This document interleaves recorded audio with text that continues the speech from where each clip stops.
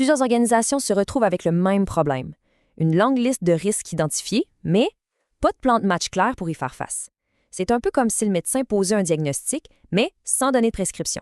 On sait qu'il y a un problème, mais on ne sait pas du tout par où commencer pour le régler. La question est donc simple. Une fois qu'on a identifié les risques, qu'est-ce qu'on fait? C'est exactement à ce défi que répond l'atelier 5 de la méthode Habeas Risk Manager. Son but, c'est nous aider à transformer cette liste de menaces un peu abstraite en une véritable stratégie de sécurité qui est à la fois cohérente et concrète. Bon, alors, allons-y. L'atelier 5, ce n'est pas de la magie. C'est un processus vraiment bien structuré. Il nous prend par la main, étape par étape, pour passer du risque au plan d'action. Et il est divisé en 5 activités clés pour être certain qu'on n'oublie rien en chemin. Voici notre feuille de route. D'abord, on évalue les risques initiaux. C'est la base. Une fois qu'on les comprend bien, on décide une stratégie pour les traiter. À partir de là, on définit des mesures de sécurité bien concrètes. Ensuite, et c'est super important, on vérifie ce qui reste comme risque après nos actions. Et pour finir, on s'assure que tout ça est suivi sur le long terme. C'est un parcours vraiment logique qui mène à des décisions éclairées. On commence donc par la première activité, l'évaluation des risques. C'est logique, non? Pour pouvoir agir, il faut d'abord bien comprendre et surtout bien visualiser les menaces. C'est la fondation de toute la démarche. Pour être sûr qu'on parle tous de la même chose, il faut définir ce qu'est un scénario de risque. Essentiellement, c'est une suite d'événements qui part d'une cause et qui mène à une conséquence qu'on veut éviter. Habeas Risk Manager, lui, voit ça comme le chemin complet que prendrait un attaquant pour atteindre sa cible. Et tout ça part de ce que la méthode appelle un événement redouté. En gros, c'est la pire chose qui pourrait arriver du point de vue du métier. On parle de conséquences très graves comme une fuite de données majeure ou un arrêt de production. On parle vraiment de ce qui fait le plus peur à l'organisation. À cet événement redouté, on va ensuite associer une source de risque. C'est le qui. Qui pourrait nous attaquer? Un concurrent, un groupe de pirates, peut-être même un employé frustré. Ensuite, on définit un objectif visé, c'est-à-dire ce que cette source cherche à accomplir. Et quand on met ces 3 morceaux du casse-tête ensemble, l'événement redouté, la source de risque et son objectif, on obtient ce qu'on appelle un scénario stratégique. C'est la vue d'ensemble, le big picture de la menace. Prenons un exemple concret pour illustrer ça, tiré d'un cas d'une société de biotechnologie. L'événement redouté, c'est la fuite d'informations de recherche et développement. La source de risque, c'est un concurrent. Et son objectif, bien sûr, c'est de voler ces infos. Le risque qui en découle, qu'on va appeler R1, est donc formulé comme ceci.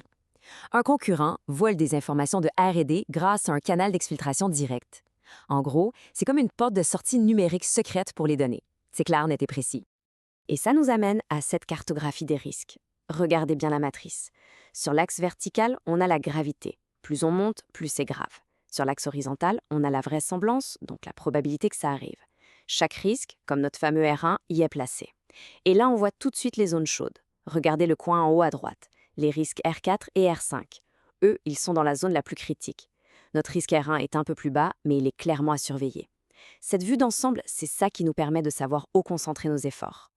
OK, maintenant qu'on a une vision claire des menaces, on peut passer aux étapes 2 et 3, décider d'une stratégie et définir des mesures de sécurité. C'est ici qu'on arrête d'analyser et qu'on commence à agir. Pour prendre ces décisions, on utilise une échelle d'acceptabilité. En gros, on trace une ligne claire. Les risques qui sont élevés sont jugés inacceptables. Ça veut dire qu'il faut des mesures tout de suite. Les risques moyens, eux, sont tolérables, mais ils demandent un suivi.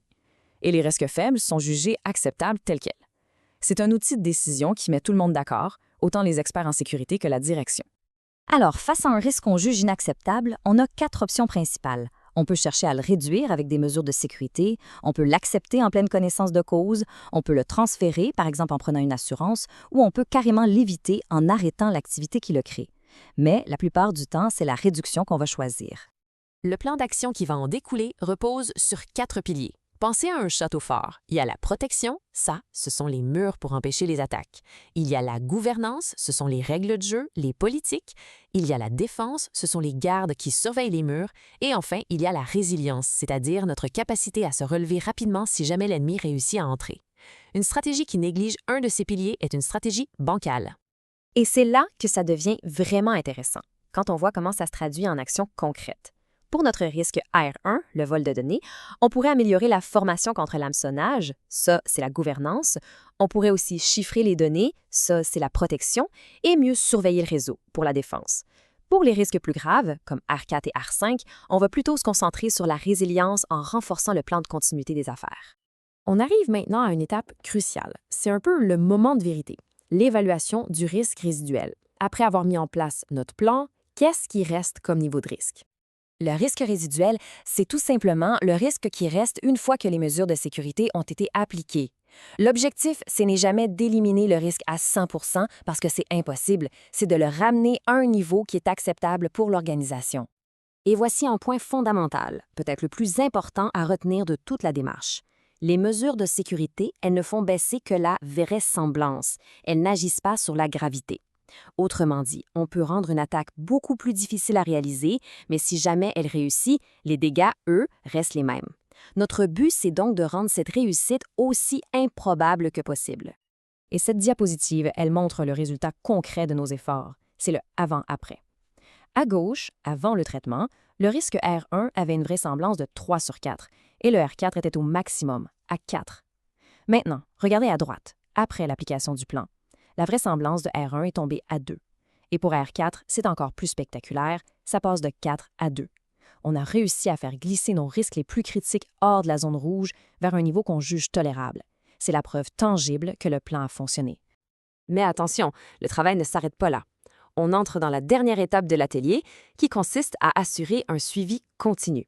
Parce que la gestion des risques, ce n'est pas un projet ponctuel. C'est un cycle qui ne s'arrête jamais. Pour y arriver, on met en place un cadre de suivi solide. Ça veut dire qu'on suit l'avancement des mesures, on surveille des indicateurs de performance, on planifie les mises à jour régulières de notre analyse de risque et surtout, on crée un comité de pilotage. Ça, c'est pour s'assurer que la direction reste impliquée et que la sécurité reste une priorité stratégique. En conclusion, la méthode EBIOS Risk Manager nous offre un chemin clair pour passer d'une simple liste de menaces à une stratégie de sécurité qui est dynamique et validée par la direction. Et ça nous laisse avec une question importante à se poser. Est-ce que notre plan de sécurité est un document statique qui prend la poussière dans un tiroir ou un processus vivant qui évolue constamment avec l'organisation et les menaces?